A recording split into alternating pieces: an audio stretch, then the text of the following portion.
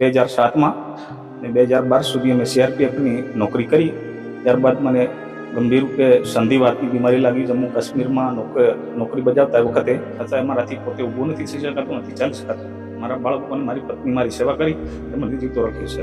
મારું ration card પણ આજે લગભગ 1.5 વર્ષથી બંધ થઈ ગયું છે. મને કોઈ સરકારનો લાભ પણ એ પણ મળતો નથી. મારા ગામની અંદર રાજકારણના નેતાઓ પણ છે અને દરેક લોકોને ખબર છે કે આ વ્યક્તિ આટલા સમયથી બીમાર છે. મારું મકાન પણ આ પાછળ છે, તેની પણ બહુ કતલી હાલત છે. મારી પત્ની મજૂરી કરીને મારું ગુજરાન ચલાવે છે. મારા નાના 2 બાળકો છે. 10 વર્ષથી મારી કોઈ હાલચાલ પૂછતું નથી. સાહેબ, હવે મારા બાળકો છે અને મારાથી કશું થઈ શકાય તેમ નથી. હું ગરીબ પરિસ્થિતિમાં આવી ગયો છું, પણ સરકારશ્રીને જે કંઈ મારી આ પરિસ્થિતિ અને મારા પદવી વિશે જે કંઈ વિચારીને મારા લાયક મારા બાળકોની જીવન સુખી થાય અને મારું જીવન કમસે કમ મારું ઘર પરિવાર સારી રીતે ચાલી શકે એટલું જ મને મદદ મળી જાય સરકાર તરફથી, તો પણ મારા માટે ઘણું છે.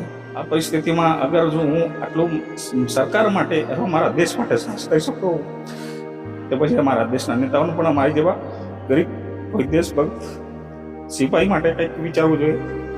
સાહેબ, દુઃખની વેદના એવી છે ને જેથી કરીને મને બોલી નથી શકાતું. આજે 12-13 વર્ષથી એટલું દુઃખ ભોગવી રહ્યું. મારા બાળકો ભૂખ્યા તરસ પડ્યું. આજે દાહોદ લોકસભા મત વિસ્તારના પ્રથમપુર બૂથ ખાતે ફેર મતદાન યોજાયું હતું. 4 વાગ્યાનો સમય છે, 2 કલાક સમય બાકી છે જો મતદાનમાં. ત્યારે અમારી સાથે અહીંયા પ્રથમપુર બૂથ મથક ખાતે અમે કવરેજ માટે આવ્યા ત્યારે એક દિવ્યાંગ શૈલેષભાઈ ખાટ છે અમારી જોડે. તેમની વેદના છે કે તેઓ પોતે દિવ્યાંગ થયા છે, તેઓ સીઆરપીએફમાં હતા, તેમને 5 વર્ષ જેટલી નોકરી કરી છે, પરંતુ તેમને આ બીમારીના કારણે તેઓ પથારીવશ થઈ ગયા છે. આજે તેઓ ગુજરાન ચલાવી શકે તેવી પરિસ્થિતિમાં નથી. તેમની પાસે તેમના 2 બાળકો છે, પત્ની છે, તેમના વૃદ્ધ પિતા છે. તેઓ પોતાની ખેતીવાડી કરી અને ગુજરાન ચલાવી રહ્યા છે. તેમને કોઈ સરકારી સહાય નથી મળતી. ત્યારે અમે જાણવા માંગીશું, શૈલેષભાઈ, શું છે આપની વેદના અને આપણને સરકારી સહાય કેમ નથી મળતી અને તમે સીઆરપીએફની નોકરી કરતા હતા, આજે કેમ આવી પરિસ્થિતિમાં છો આપ? સાહેબ, મેં 5 વર્ષ central reserve police force Gandhinagar ભરતી થયા હતા અને 2007માં અને 2012 સુધી અમે સીઆરપીએફની નોકરી કરી. ત્યારબાદ મને ગંભીર રૂપે સંધિવાતની બીમારી લાગી. જમ્મુ કાશ્મીરમાં નોકરી બજાવતા વખતે બરફના કારણે મને લાગી, જેથી કરીને મારાથી નોકરી થઈ શકાય તેમ નથી. ઘણી તાકાતથી નોકરી કરી પણ મારાથી સાંધાના દુખાવો, હાથ પગ શરીર મારું કામ કરવા ન લાગ્યું. જેથી કરીને મેં પછી મારા ઘરે આવીને મેં દવા દારૂ જે આયુર્વેદિક પણ કર્યું ને અમદાવાદ સિવિલ હોસ્પિટલમાં પણ મેં ત્યાંથી પણ દવા શરૂ કરી હતી.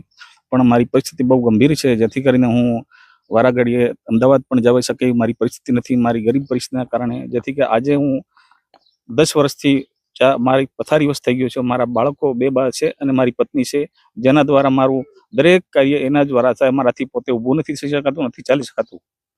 કોઈ પણ કાર્ય હું જાતે કરી શકતો નથી. મારા બાળકોને મારી પત્ની મારી સેવા કરી એમને જીવતો રાખ્યો છે. તમારી પાસે રેશન કાર્ડ છે, રેશન કાર્ડમાં તો સરકારી અનાજ તમને મળતું હશે ઘર ચલાવવા માટે? રેશન કાર્ડ છે સાહેબ, પરંતુ એમાં અંગૂઠો મારવાની સુવિધા છે. હવે મારા જોડે આવી રીતે મને ચાલી નથી કે દર વખતે દર મહિને રેશન કાર્ડમાં અંગૂઠો મારવા મારાથી જઈ શકાતું નથી દુકાન સુધી.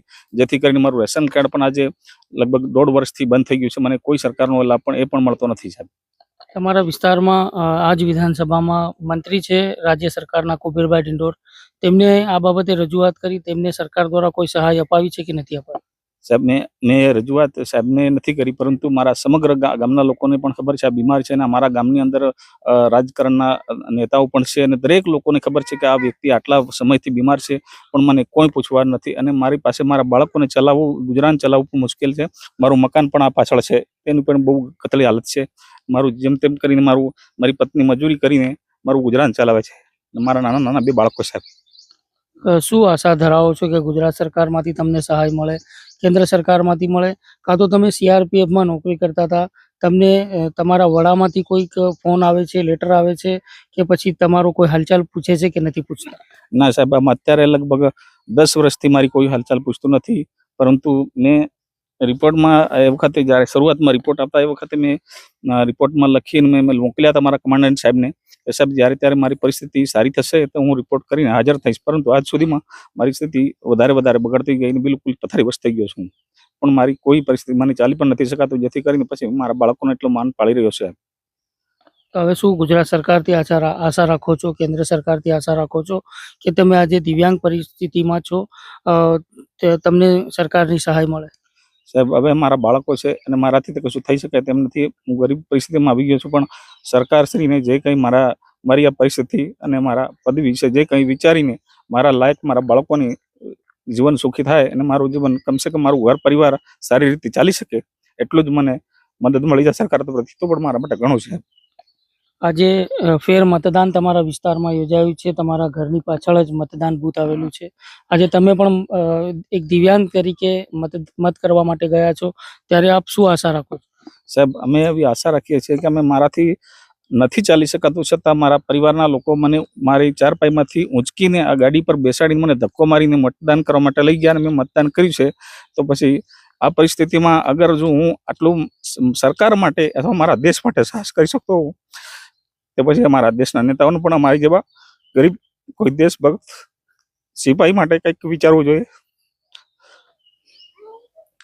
સાહેબ દુઃખની વેદના એવી છે ને જેથી કરીને મને બોલી નથી શકાતું, કારણ કે આજે 12-13 વર્ષથી એટલું દુઃખ ભોગવી રહ્યું છું. મારા બાળકો ભૂખ્યા તરસા પડ્યું.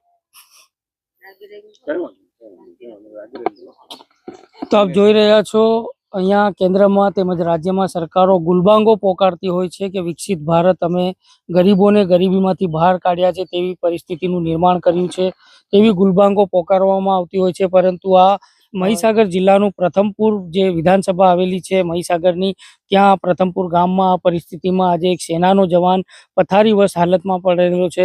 તેમને ગુજરાત સરકારની કોઈ સહાય નથી મળતી, તેમને કેન્દ્ર સરકારની સહાય નથી મળતી, તેમજ તેની સાથે સાથે જે સેનાના જવાનો છે, સેનાના વડા છે, તેમના દ્વારા પણ તેમનો કોઈ હાલચાલ પૂછવામાં નથી આવતો.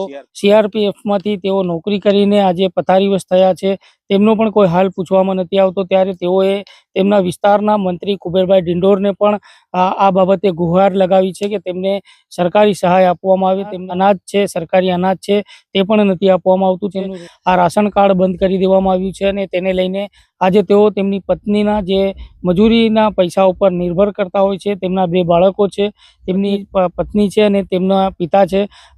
તેઓ આ ગુજરાન કરી અને પોતાની ખેતીવાડીમાંથી આજે પથારીવશ થઈને પણ પોતાનું ગુજરાન ચલાવી રહ્યા છે.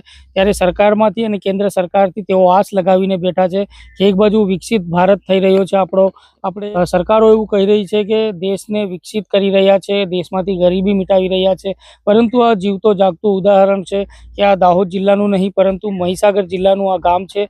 મહીસાગર જિલ્લાના પ્રથમપુર ગામમાં આ પથારીવશ પૂર્વ સેનાનો જવાન જે CRPFમાં નોકરી કરીને આવ્યો હોય, આજે તેમને કોઈ પૂછી નથી દેખતું. એટલે વિચારવા જેવી બાબત છે. સરકારોએ આમના ઉપર ધ્યાન આપવું જોઈએ. આજે ગુજરાન ચલાવવા માટે તેમને થોડી ઘણી રાહત આપવી જોઈએ તેવું તેમનું માનવું છે. આજે મત નાખવાનો દિવસ હતો, લોકશાહીનો પર્વ હતો પ્રથમપુર ગામમાં. આજે તેઓ તેમનો કિંમતી મત આપી અને પોતાના અમૂલ્ય મતને તેઓ આજે મતદાન કરીને આવ્યા છે. ત્યારે તેમની ગુજરાત સરકાર અથવા કેન્દ્ર સરકાર રાહત આપે તેવી આશા લગાવીને બેઠા છે. નઈમ મુંડા, પરિવાર ન્યૂઝ, દાહોદ.